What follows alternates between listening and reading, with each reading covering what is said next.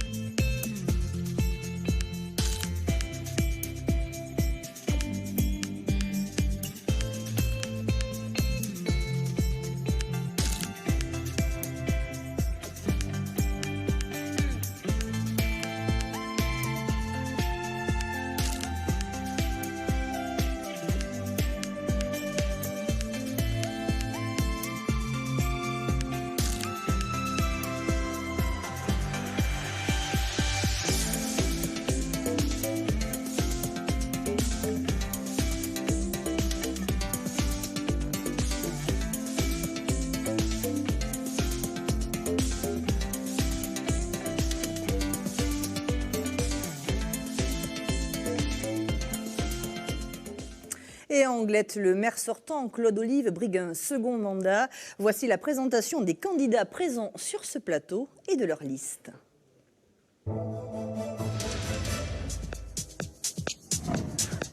Claude Olive, Les Républicains. Liste Anglette avançant avec confiance, divers droite. Maire sortant, président du syndicat des mobilités du Pays Basque, premier vice-président du conseil départemental des Pyrénées-Atlantiques, en charge de l'habitat et du logement. Sandrine Derville, Parti socialiste, liste Vivement Anglette, Union de la gauche. Conseillère municipale d'opposition, vice-présidente de la région Nouvelle-Aquitaine, en charge du tourisme. Sandra Pereira Ostanel, La France Insoumise, liste Réveillée Anglette, La France Insoumise. Conseillère municipale d'opposition, responsable, La France Insoumise à Anglette. Mesdames, Messieurs, bonsoir. Bonsoir. Alors, avant d'aborder les principaux thèmes de campagne, le logement, l'urbanisme, l'écologie, les transports, une question d'ordre plus politique. On se rend compte que ce scrutin est marqué par l'émergence de nombreuses listes sans étiquette ou d'union, comme si l'affichage d'un parti politique était mal vu. Est-ce que c'est le cas, Claude Olive, vous qui déclarez le seul parti, cette Anglette ? Mais, écoutez, moi je pense que quand on est maire d'une commune et qu'on brigue un mandat municipal, on ne le gère pas avec une carte politique ou une famille politique. On est là pour rassembler le plus grand nombre de personnes qui s'intéressent à la vie de la ville. Et de cela, bien sûr, alors tout le monde connaît et sait qui je suis, puisque voilà, c'est pas nouveau. Je milite comme gaulliste au RPR et puis après à l'UMP et puis tout ce qui est devenu, où j'ai toujours ce courant gaulliste qui me porte. Bon, c'est pas une découverte. Et autour de moi, j'ai une liste à 50% avec des personnalités de la droite et du centre et 50% qui ne font partie d'aucun parti politique. Je crois que ce qui est essentiel, c'est de travailler pour la ville dans laquelle on est élu. Et puis moi, je dis toujours à mes colistiers, quand j'étais élu en 2014, que si tant est, il y en a un qui a une carte politique, quand on passe la porte de la mairie, on laisse sa carte politique au vestiaire. Est-ce que c'est votre avis, Sandra Pereira Ostanel, vous qui êtes à la tête de la seule liste du Pays Basque, étiquetée par la France Insoumise ?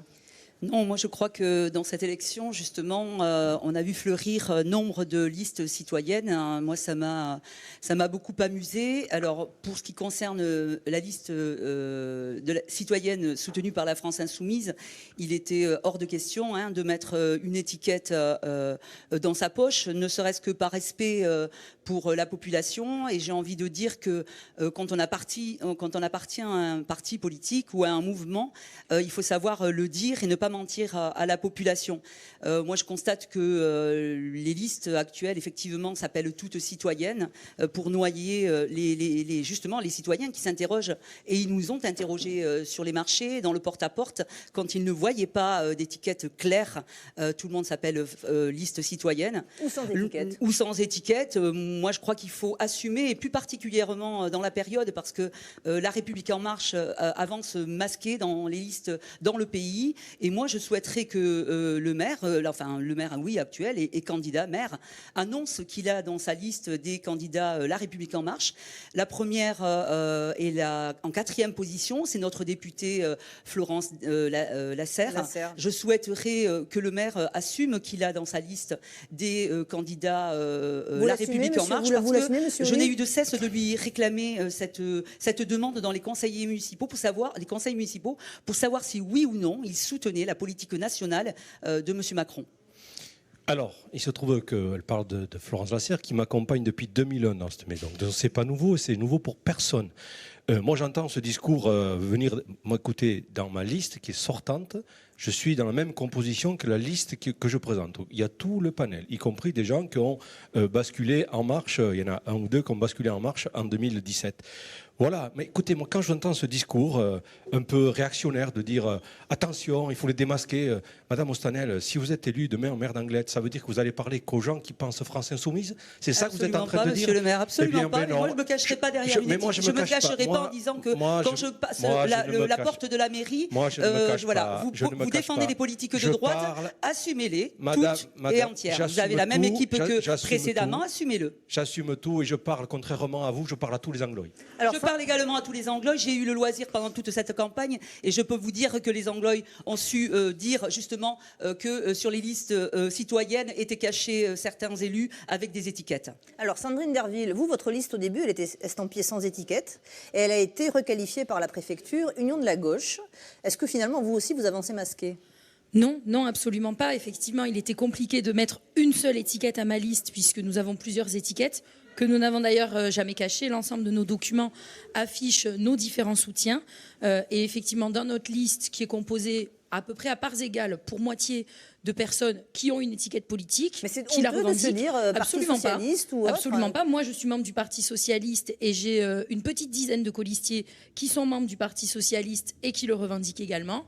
J'ai également un bon nombre de mes colistiers qui sont membres du Parti communiste français qui le revendiquent également et on travaille très bien ensemble. Comment vous expliquez cette tendance effectivement générale, pas forcément sur la commune d'Anglet, où ce sont des listes principalement sans étiquette qui se présentent, où on ne veut pas dire vraiment de quel parti on est issu? Mais parce que je pense que c'est des listes, et la nôtre en est une illustration, c'est des listes qui représentent plusieurs partis et également une bonne moitié de candidats qui ne sont pas encartés dans aucun de ces partis, en revanche qui se retrouvent autour de valeurs de gauche, donc écologistes. Vous confirmez que ce sont des valeurs de gauche que vous défendez? Absolument, c'est une liste et qui a toujours été affichée en tant que telle, une liste de gauche, citoyenne parce qu'on est tous des citoyens et plus de la moitié d'entre nous ne sont pas encartés dans des partis politiques, et écologistes, mais il y a effectivement plusieurs soutiens de partis politiques que je n'ai jamais cachés. Alors, je tiens à préciser que c'est pas quelque chose de nouveau. Dans toutes les élections, les listes étaient composées de personnes qui appartenaient à des partis et des personnes qu'on disait à l'époque société civile. Donc c'est pas quelque chose de nouveau. Moi, je crois et je persiste à dire que oui, on a voulu tromper l'électeur en se masquant derrière la sémantique liste citoyenne. Je tiens à le dire. Je crois que c'est important que les électeurs le sachent. Alors, on va parler d'urbanisme à présent. Anglet s'est profondément transformé ces dernières années. Plusieurs quartiers sont en pleine mutation. Alors justement, Sandra Pereira Ostanel, il manque des logements à Anglet, notamment des logements sociaux. Il y a à peu près 13% au lieu des 25% requis. Partout, on construit pour faire face à la demande. Et pourtant, vous dénoncez une ville en travaux et bétonnée. Mais il faut bien passer par là, non, pour construire ces logements? Oui, bien sûr qu'il faut passer par là. La question du logement, du mal logement est terrible dans le pays et particulièrement en Anglet. Moi, j'ai participé à la municipalité précédente, vous l'avez évoqué tout à l'heure, la liste Espilando, qui a vu le nombre des logements sociaux passer de 8 à 13%. C'est dire si nous avions du retard. Vous expliquerez tout à l'heure. Vous allez nous expliquer. Nous sommes passés de 8 à 13%. Nous avons construit plus de 1200 quasiment logements sociaux. Le maire n'a eu le candidat Olive n'a eu de cesse de critiquer la précédente municipalité sur la question du logement social, en faisant peur à la population, en indiquant que nous allions construire la ZUP, que nous allions amener de la racaille à Anglet, que voilà, nous construisions des cages à poules, c'est dire le respect que l'on a des personnes qui habitent dans du logement locatif. Donc aujourd'hui, c'est le bilan de Monsieur Olive, c'est son bilan. Il n'a cessé de construire. Il avait annoncé qu'il construirait construirait du logement social.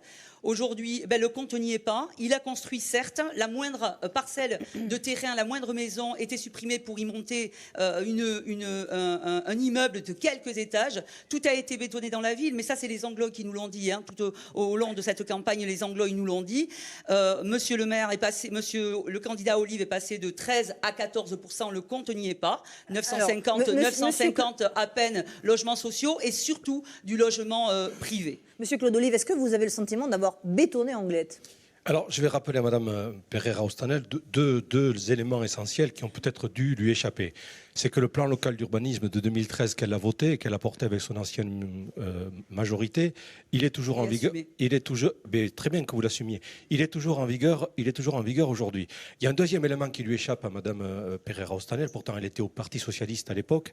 C'est qu'en le 24 mars 2014, il y a une loi qui s'appelle la loi Allure, qui était portée par Mme Duflot, qui a enlevé notamment ce qu'on appelle les coefficients de surface et qui a enlevé aussi les surfaces minimum pour pouvoir construire. Quand on voit que les Anglos constatent comme moi qu'un tout petit terrain, on va sortir une maison, c'est la loi Allure, c'est pas le PLU 2013.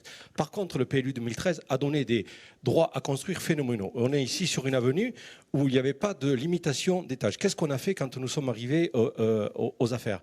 On a fait ce qu'ont fait tous les maires de France, c'est-à-dire qu'on a fait des modifications simplifiées, parce que vous ne pouvez pas faire autrement. Simplifier. Donc c'est clair, vous ne pouvez pas modifier profondément le règlement. Ça se fait qu'avec une révision. La révision est en cours, elle va être approuvée au début 2021. Donc on est toujours avec les règles que Mme Pereira a votées. Donc il faut qu'elle les assume. Si ça bétonne, si dans les zones pavillonnaires qui sont passées de zone UC à zone UB... Pas trop de technique, monsieur, mais monsieur si Olive. Dans les zones pavillonnaires, si on peut faire aujourd'hui du collectif, c'est sa responsabilité. Aujourd'hui, tout ça va tomber le jour où l'approbation du plan local d'urbanisme intercommunal va être approuvée en 2021. Et sur le logement social, nous en avons fait 957 et 247 en accession sociale. Je veux juste rappeler à ça. Et Mme Pereira, quand on a pris la ville, elle était à 12,3. On va la laisser à 14,3. Je pense qu'on n'a pas rougir. 1700 logements privés, monsieur Olive, et vous avez modifié à plusieurs reprises le fameux PLU. On va reparler de la modification du PLU. Non, assumez-le. C'est vous qui avez signé les permis de construire. Madame Derville, quelque part, vous êtes un peu d'accord avec Mme Pereira, parce que vous dites aussi, vous, qu'il faut construire moins, mais mieux. Qu'est-ce qui a été mal fait ici, à Anglette ? Qu'est-ce qui a été mal fait ? Déjà, effectivement, on a beaucoup trop bétonné notre ville et tartiné sur la ville. C'est-à-dire qu'effectivement, on a sur certaines constructions enlevé un étage ou 2 étages, mais c'est pour mieux gagner en surface au sol. Et ça ne dépend pas exclusivement de la loi Allure que vous évoquez, monsieur Olive. Non, bien sûr, la loi Allure est passée par là en 2014 et a supprimé les coefficients d'occupation des sols, mais vous auriez tout à fait pu, dans les modifications du plan local d'urbanisme que vous avez fait, vous en avez d'ailleurs fait 7 modifications. Il fallait effectivement utiliser les outils qui existent, c'est-à-dire la limitation des hauteurs, le fait d'imposer, de limiter l'emprise au sol, d'imposer en parallèle un coefficient de pleine terre, mais vous ne l'avez pas fait suffisamment, monsieur Olive, à tel point que moi je vous pose une question sur une parcelle de 1000 m² le long de la RD 810 sur laquelle nous sommes.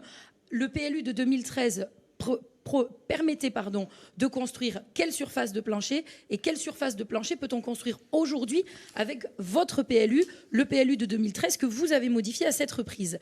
Voilà donc ce qui a été mal fait. Et autre écueil, selon nous, c'est qu'au-delà du bétonnage intensif, les constructions qui se multiplient n'ont aucune harmonie, aucune cohérence entre elles. Il n'y a plus d'architecte conseil aujourd'hui à la ville d'Anglette. Et donc nous, ce qu'on propose, c'est effectivement de construire moins, donc de réduire au global de 25% le volume de logements construits. Et là où nous réduirons, c'est effectivement sur les logements du parc privé. Parce que, bien sûr, ce sont vos chiffres, monsieur Olive, que vous présentez dans votre bilan. Vous avez construit 33% de logements locatifs sociaux 42, et 9,5% d'accession sociale à la propriété. En revanche, vous avez quand même construit plus de 55% de logements dans le marché libre. Et vous avez en cela dépassé, vous les avez même doublé, le volume autorisé par le plan local de l'habitat. Une réponse Donc, courte de M. Olive avant de parler de fiscalité un petit peu. On va avancer dans le débat moi, sur d'autres thèmes. D'abord sur l'architecture, moi j'ai pris conseil maintenant d'un organisme qui s'appelle le CAUE, c'est le Conseil d'architecture, d'urbanisme et environnemental qui est à Pau et qui nous aide à réfléchir sur cela. On l'a voté à l'avant-dernier conseil ou le précédent, je ne me rappelle plus. Enfin, moi j'entends, il faut des logements sociaux, il faut construire, etc. Mais d'un côté il faut construire, de l'autre côté il ne faut pas construire. Moi j'ai le souvenir par exemple de Beauvéro, où vous vouliez faire les 3 tours de R+10 que j'ai supprimé quand je suis arrivé aux affaires, et j'ai porté un projet de 70% de logement social et 30% de privé que vous n'avez pas voté ni l'une ni l'autre. Moi je veux bien qu'on crie logement social, mais après il y a les actes dans la vie. Et ça, c'en est un et c'en est un beau. Mais non, mais pardon. Oui, effectivement, si vous me permettez de répondre, je vous remercie. Dans votre bilan global, M. Olive, et c'est vous-même qui le présentez dans votre document de campagne, vous avez réalisé seulement, entre guillemets, 40% de locatif 42. social et 9% d'accession sociale, alors que les objectifs que nous avons tous votés du programme local de l'habitat nous en imposaient 55% de locatif social et 14% d'accession sociale. Donc on n'a pas atteint ces objectifs. Voilà pourquoi nous proposons de réduire au global le nombre de logements construits en réduisant notamment le nombre de logements dans le marché privé, de respecter cette répartition 55% de locatif social et 15% d'accession sociale. Et nous proposons de créer avec des architectes, des paysagistes et des urbanistes une charte de l'urbanisme qui viendra encadrer et nous, on fait ça avec le conseiller CAUE. les constructions. Alors, puisque nous parlons d'urbanisme, nous allons aussi parler de fiscalité, notamment sur les résidences secondaires, puisqu'il pourrait vous venir à l'idée d'augmenter cette fiscalité sur les résidences secondaires. Est-ce que c'est votre cas, Claude Olive? Est-ce que vous souhaitez dissuader un petit peu les velléités d'achat de résidences secondaires à Anglette? Oui, en tout cas, c'est ce que nous avons déjà fait, ce que j'ai proposé à mon conseil municipal par 2 fois, puisqu'on a mis une surtaxe une première fois de 20%, puis une deuxième surtaxe, on est monté à 40%, on peut aller jusqu'à 60%. Aujourd'hui, ça va me permettre de rétablir une contre-vérité qui a été dite dans une antenne autre que la vôtre, où on annonçait 50% de résidences secondaires à Anglette. C'est faux, on est en dessous de 17%. Aujourd'hui, c'est quelque chose pour une ville de 40 000 habitants, balnéaire comme on est. Je pense que c'est suffisant, acceptable. En tout cas, si on peut le diminuer, on verra. Mais je sens que si on dépasse ce seuil-là, eh bien, moi, je suis tout à fait enclin à monter ce que nous permet la loi jusqu'à 60%, mais on est déjà à 40%. Madame Pereira-Ostanel, du coup, vous rejoignez dessus. Oui, du coup, vous rejoignez Monsieur Olive. Je crois qu'on ne sera pas... Bon, sur la question de l'augmentation à 60%, je crois qu'il ne faut pas hésiter. C'est un peu plus de 15% aujourd'hui de résidences secondaires, donc, et peu de logements vacants finalement. Mais je crois qu'il faut des signes importants et forts à l'endroit de la population sur cette question du logement. Et donc là, c'est symbolique aussi, ne rêvons pas, c'est symbolique, mais nous aurions pu parler plus largement de fiscalité, de savoir si nous avons le même avis sur l'impôt. Voilà. Madame Derville.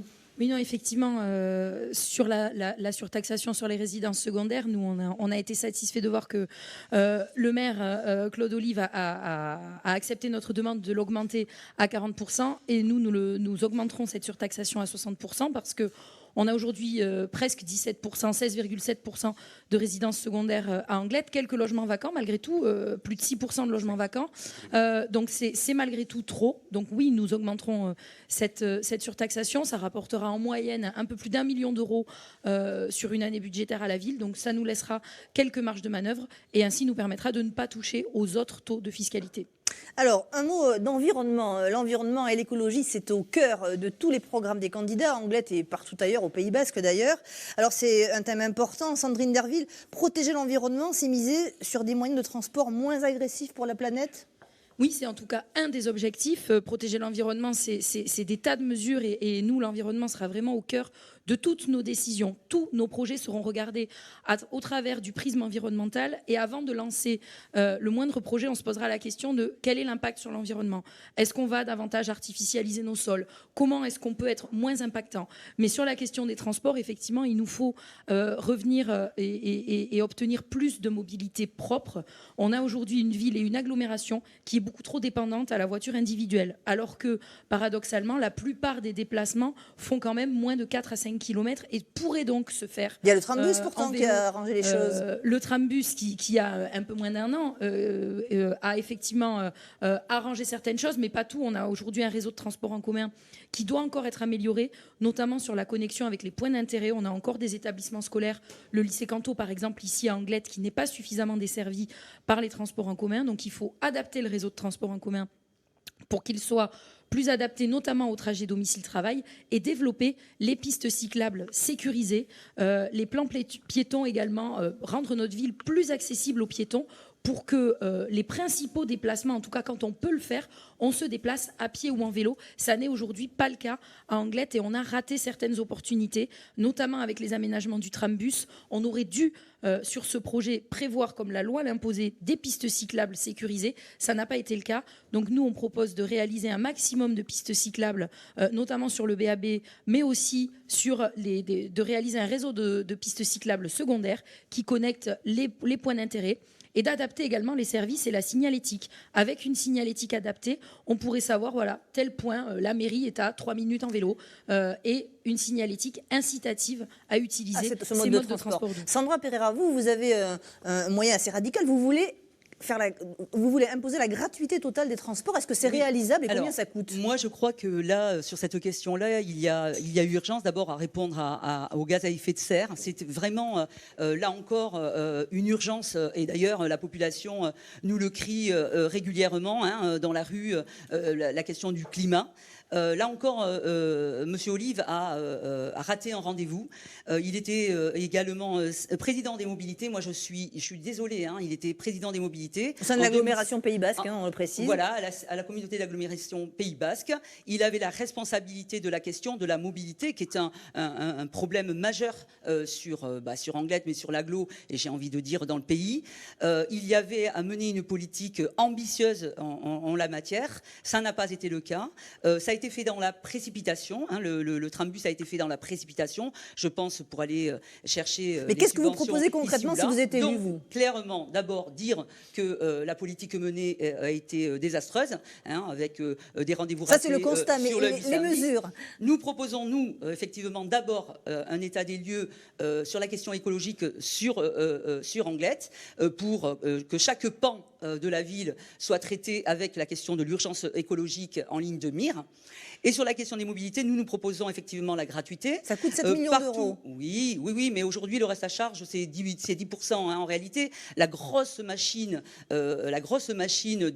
du trambus, de la question des bus, etc., a un coût pour le citoyen, pour la fiscalité, a un coût. Donc, en réalité, ça ne coûterait pas si cher que ça. Donc, dans les villes où ça s'est produit, dans les métropoles, les agglos, etc., ça rencontre un franc succès. Et il y a des endroits où, tout simplement, on est passé on a multiplié par 7, voire 10, l'utilisation des transports en commun. Donc, je crois que là, il faut y aller. On va laisser répondre M. Olive concernant ce manque d'ambition en matière de transport, puisque c'est un peu ce qu'on vous reproche. Et est-ce que cette gratuité, 7 millions d'euros, pour vous, c'est absorbable par la ville ? D'abord, je vais essayer de répondre, parce que comme j'ai encore manqué un rendez-vous, je vais juste rappeler à Mme Pereira et de ce fait aussi à Mme Derville qu'elles n'ont pas manqué le rendez-vous. On se drape tous dans une cape verte en disant il faut planter des arbres, il faut faire des pistes cyclables, il faut faire attention à la planète. Et on vote allègrement, vous à la région et vous au conseil municipal, l'installation de 2 laminoirs à chaud sur le port de Bayonne qui rejette 30 000 tonnes de CO2 chacun. Là, on ne fait pas attention à la planète. Donc, il y a le discours, il y a ce qu'on écrit dans les beaux programmes et puis il y a les faits.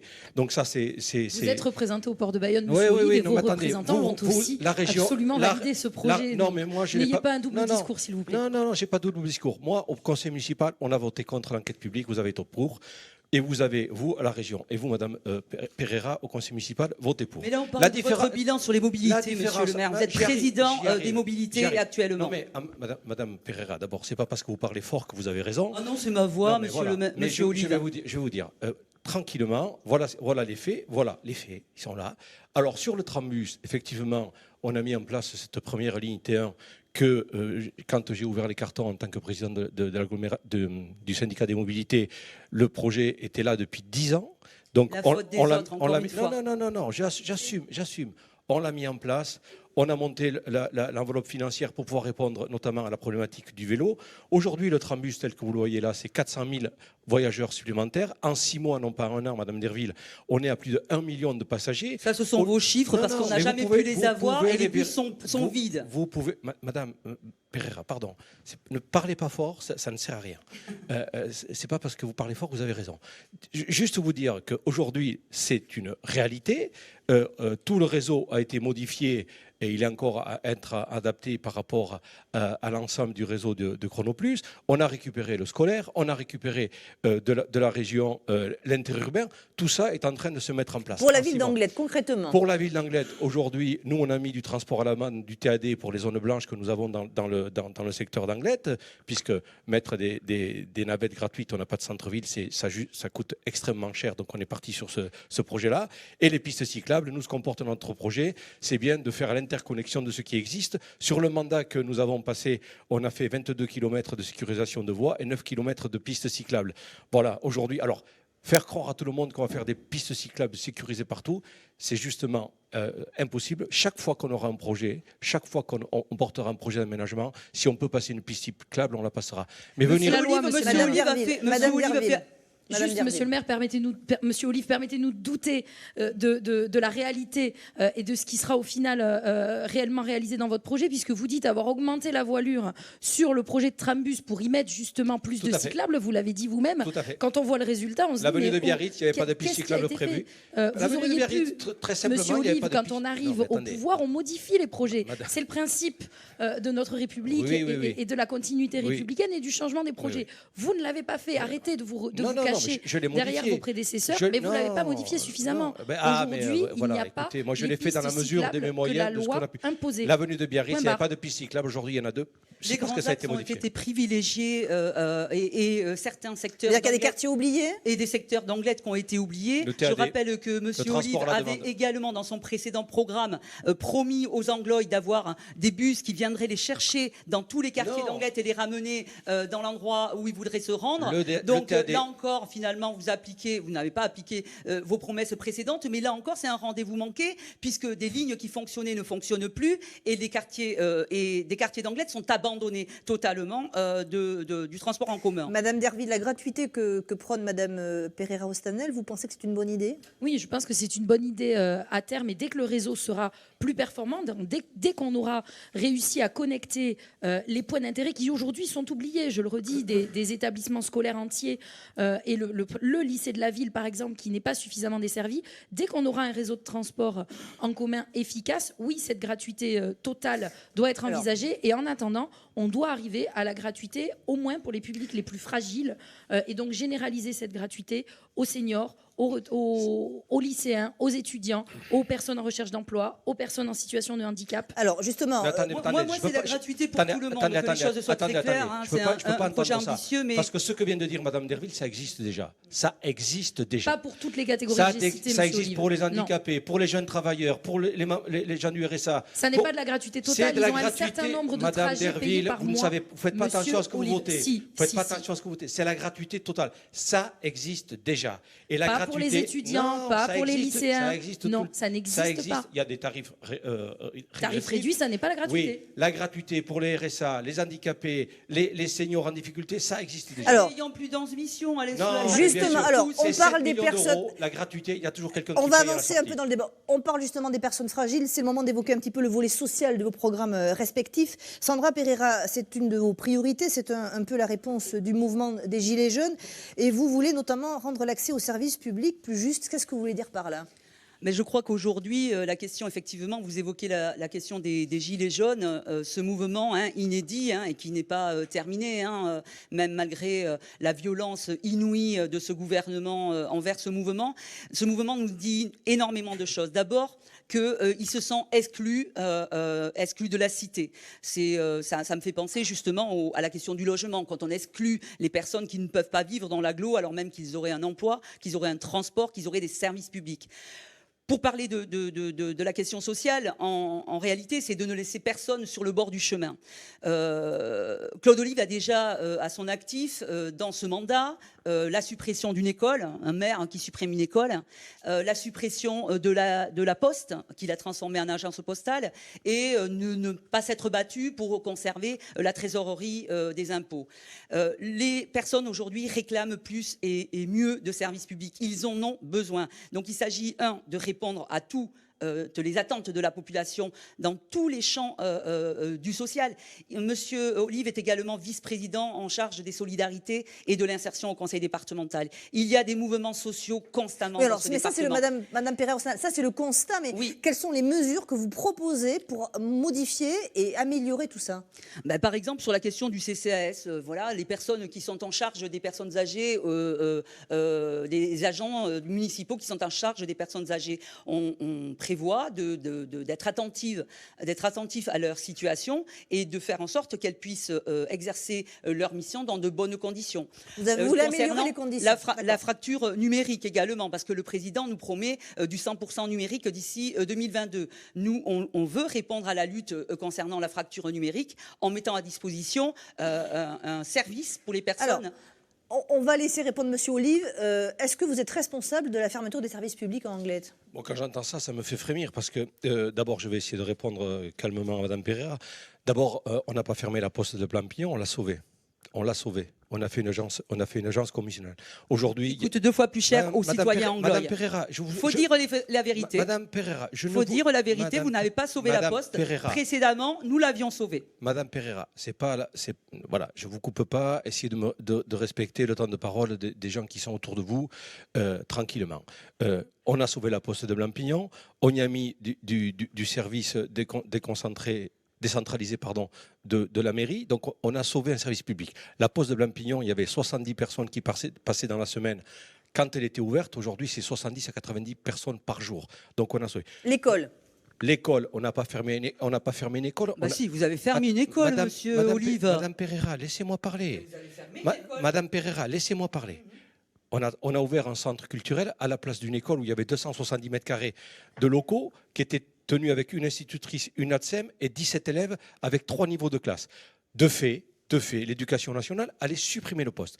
Donc, on a récupéré les locaux et on n'a pas fermé une école.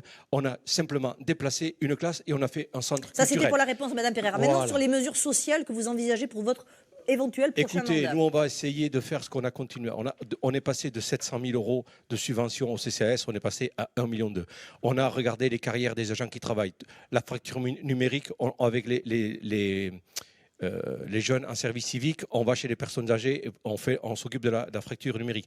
On a mis un premier transport à la demande. Ça aussi, Madame Pereira, Madame Derville, gratuit. On va chercher les personnes âgées pour les amener chez le médecin, tout ça, avec le CCAS. On va mettre un deuxième véhicule à disposition avec une aide à domicile de manière à pouvoir amplifier encore la rotation. Voilà. Donc ce volet social est important dans votre programme aussi. Ben, écoutez, je pense non, ça ne concerne pas tous les on emplois. On va laisser parler Madame Derville, évoquer un petit peu Madame son Pereira, programme.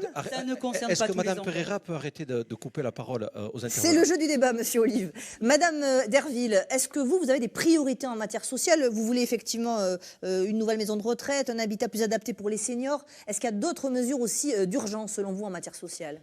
Effectivement, alors la première urgence, c'est de valoriser et de mieux faire connaître les missions du Centre communal d'action sociale et le travail que font ces agents qui est de grande qualité. Je pense qu'il y a un certain nombre d'Anglois qui pourraient en bénéficier et qui ne connaissent pas ces dispositifs. Donc, il faut les faire connaître. Il faut faire aller ce centre communal d'action sociale dans les quartiers. Donc, externaliser les services par un bus du service public, par exemple, qui pourrait aller dans les quartiers. Et effectivement, il y a une priorité pour nous, c'est le logement des seniors. Donc, multiplier autant que faire se peut les résidences pour seniors. Je ne parle pas là des résidences avec service 100% privé et dont les loyers sont hors de prix, mais vraiment des résidences pour seniors type la résidence du Petit Désir, qui est une belle réalisation. Je l'ai reconnue. Merci, Madame Derville. Mais je l'ai toujours reconnu, Monsieur Olive. Dans mon programme, il y en a une seconde qui est prévue. Eh bien, absolument, mais je partage complètement cet objectif qui a été rendu possible, je le rappelle, grâce à l'acquisition de foncier par vos prédécesseurs, Tout à comme fait. quoi des fois. Et que la j'ai donné pour continuité l'euro symbolique, républicaine. à l'Office 64. Finalement, sinon ça on tombe n'allait pas bien, le ça faire. tombe bien Mais- de tomber On est d'accord par d'accord, moment. on est Et d'accord. C'est très bien. accompagner, mais heureusement, On est et d'accord. accompagner d'autres types de solutions, comme par exemple multiplier les solutions d'habitat inclusif qui permettent de loger à la fois des personnes âgées, des personnes en situation de handicap, On le fait des aussi, jeunes. Madame Donc Derville.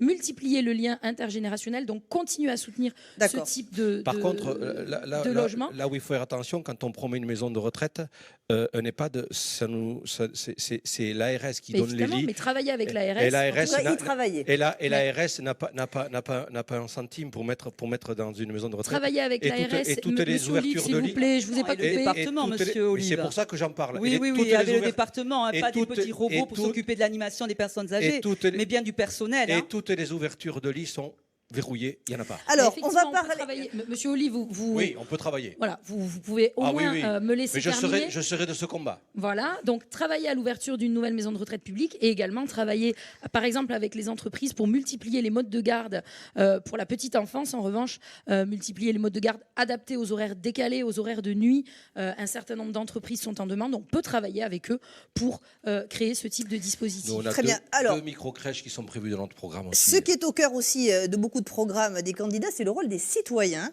dans la vie de la commune. Beaucoup de candidats promettent plus de transparence et presque un pouvoir partagé avec les citoyens. Alors, Sandra Pereira-Ostanel, vous voulez rendre le pouvoir aux citoyens, concrètement. L'autogestion, est-ce que vous pensez que cela fonctionne ? Alors, moi, c'est le cœur de notre programme, hein, le fait de remettre le citoyen au cœur de la cité, hein, pour que cette cité retrouve de la démocratie. Aujourd'hui, le pouvoir est volé et confisqué aux citoyens, et je crois qu'il faut le lui rendre. C'est d'ailleurs ce que nous dit Ça fait sourire la Claude population. Olive, hein. Oui, ça le fait sourire, mais bon, c'est quand on cumule des mandats comme il le fait, je crois que et de ne pas partager justement le pouvoir, ne serait-ce que même avec certains conseillers municipaux ou certains adjoints, ça en dit long. Donc nous, on veut mettre le citoyen au cœur du dispositif. C'est-à-dire quoi? De l'autogestion, concrètement? Bon, d'abord, c'est effectivement fédérer la population. Hein, c'est bien le citoyen qui exerce le pouvoir et non qu'il le délègue. C'est parce qu'on a été habitué à ça pendant des années et des années et des années qu'on a né à cette situation-là. Donc c'est créer, pour ce qui nous concerne, un observatoire du citoyen où il y aurait 70 citoyens tirés au sort, tout simplement 10 par quartier, hein, c'est pas beaucoup, hein, 10 par quartier.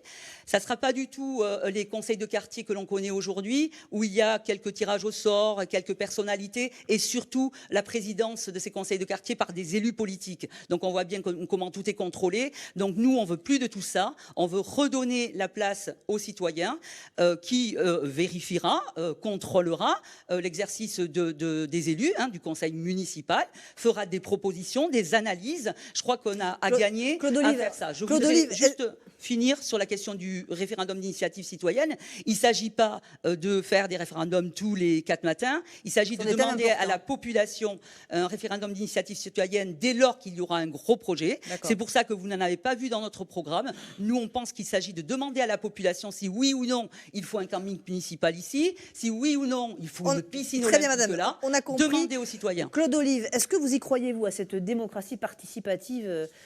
Écoutez, moi, je crois ce que nous avons mis en place depuis 2014. Qu'est-ce qu'on a fait? On a mis en Est-ce place... que vous manquez de transparence? Laissez-moi finir, puis vous allez voir si je manque de transparence. On a mis en place des conseils de quartier où 105 Angloïs ont travaillé avec les adjoints en charge des quartiers, où ils ont porté plus de 160 projets, 250 projets, pardon, pour un coût de 750 000 euros sur le mandat, où ils ont pu venir porter des projets de quartier. Ils ont été associés à tous les grands chantiers qu'on a fait. On avait monté sur la place de la mairie pendant plusieurs mois, quand on a montré le projet de La Rochefoucauld, de Sutard et du Trambus. Là, pendant 4 mois, les Angloïs sont venus à la maison des projets regarder, amender, discuter. Je pense que ça, c'est de la vraie démocratie participative. Est-ce que ça suffit? Alors, attendez, moi, aujourd'hui, sur quoi je veux aller plus loin. Je veux qu'on ait une maison dédiée pour la démocratie, où on met en place, à longueur d'année, tous nos projets et qu'on ait là un lien avec les Angloïs.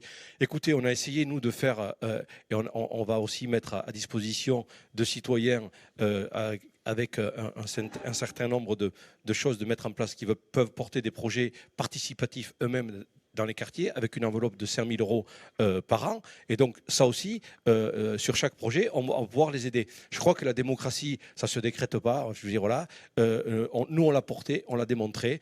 Je dois être le maire qui va devant les Anglois le plus souvent possible. Je fais 6 à 7 grandes réunions dans le quartier. On va laisser répondre Sandrine Derville. Et je ne me rappelle pas avoir connu ça d'un autre temps. Est-ce que M. Olive manque de transparence ?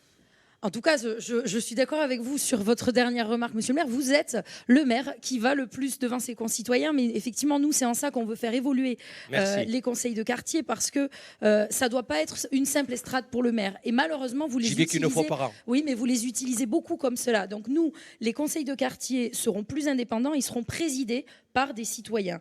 Ils seront suivis par un élu référent qui aura pour rôle d'assurer le lien et la transmission avec ces conseils de quartier, mais ils seront indépendants, présidés par des citoyens. Je me rappelle de l'indépendance des conseils seniors que vous aviez mis en place avec quelqu'un qui est encore dans votre liste. Oui, et donc est-ce que ça fait de lui vous accusez quelqu'un d'être de manquer de transparence? Est-ce que c'était indépendant par rapport à la municipalité qui était en place? Je ne pense pas. Votre remarque est totalement hors de propos et limite diffamatoire vis-à-vis de la personne que vous évoquez.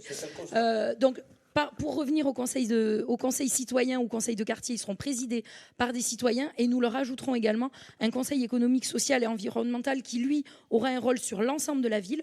Il réunira des représentants des différents conseils de quartier, mais également la société civile, le milieu associatif, des professionnels, des experts, pour suivre les décisions municipales. C'est des choses qui se font à l'échelle de l'agglomération Pays Basque avec le conseil de développement et qui pourrait se faire à l'échelle de la commune. Alors, on est bientôt au terme de ce débat. On en parlait tout à l'heure. Sandrine Derville, si vous êtes élue, est-ce que vous resterez vice-présidente du conseil régional? On parle du fameux cumul des mandats. Non, si je suis élue, je démissionnerai de ma vice-présidence du conseil régional. Il restera 1 an de mandat au conseil régional de Nouvelle-Aquitaine, donc je n'y serai plus vice-présidente. J'irai au bout de ce mandat par respect pour les électeurs qui ont voté pour la liste dans laquelle je figurais. Mais à l'issue de ce mandat, je ne me représenterai pas à un mandat au conseil régional ni à quelque autre mandat. Je me consacrerai pleinement au mandat de maire d'Anglet et je ne serai pas non plus vice-présidente de l'agglomération Pays Basque. Ce sera un de mes adjoints ou une de mes adjointes qui sera vice-président. Je siégerai à l'agglomération, mais je n'y serai pas évidemment, Claude Olive, c'est une question qu'on vous pose aussi. Alors, je vais Est-ce que ce cumul des mandats, vous êtes favorable au cumul des mandats? Je vais essayer d'y répondre. Moi, en tout cas, pour ce qui concerne l'agglo, quand on voit toutes les compétences qui ont été transférées à l'agglo, je pense que si le maire de la commune n'est pas dans l'exécutif, ça va être très compliqué. C'est un peu comme quand vous jouez au rugby. Si vous n'êtes pas sur le terrain et que vous êtes sur le banc des remplaçants, vos petits copains, les 157 autres maires, eux, ils ne vont pas oublier d'y aller. Il n'y a pas une métropole. C'est pas très respectueux pour les remplaçants. Non, mais attendez. Il n'y a pas une métropole. Il n'y a pas une agglomération où les maires désertent l'agglomération et les postes de responsabilité. Tout simplement parce que toutes les compétences ont été transférées et que là, si on n'y est pas, on joue pas. Donc oui, vous voulez être à la fois à l'agglo et à la fois maire. Moi, j'entends parler le cumul des mandats, Madame Derville, Madame Pereira, mais je constate qu'elles sont candidates à toutes les élections.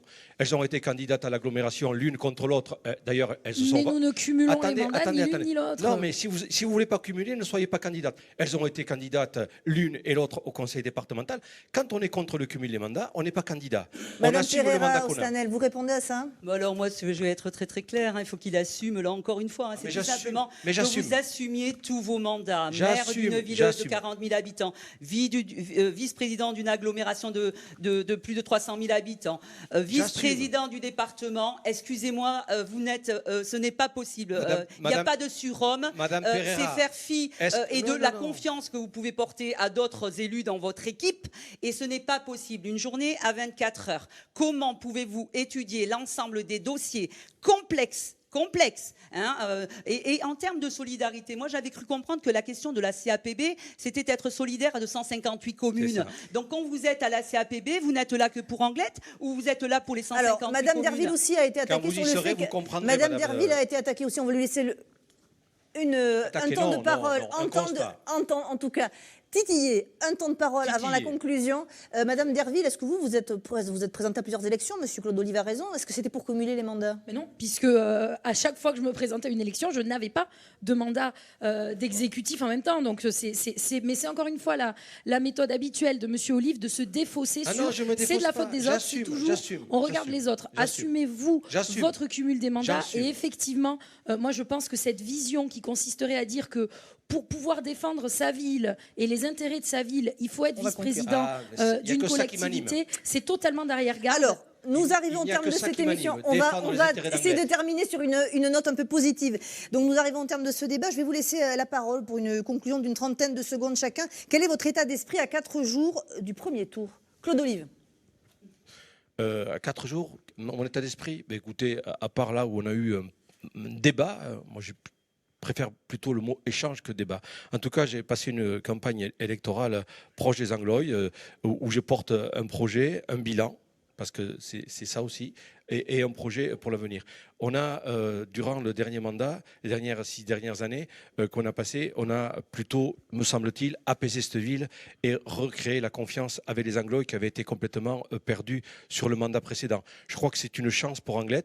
Et donc, ce que je veux, c'est conforter cette confiance et garder les Anglois avec moi en confiance sur le projet que je porte. Sandrine Derville. Effectivement, donc cette campagne électorale qui a été riche en rencontres, en échanges avec les Anglois, évidemment, a été passionnante. Nous, ce qu'on leur propose aujourd'hui, c'est un nouveau souffle pour Anglet.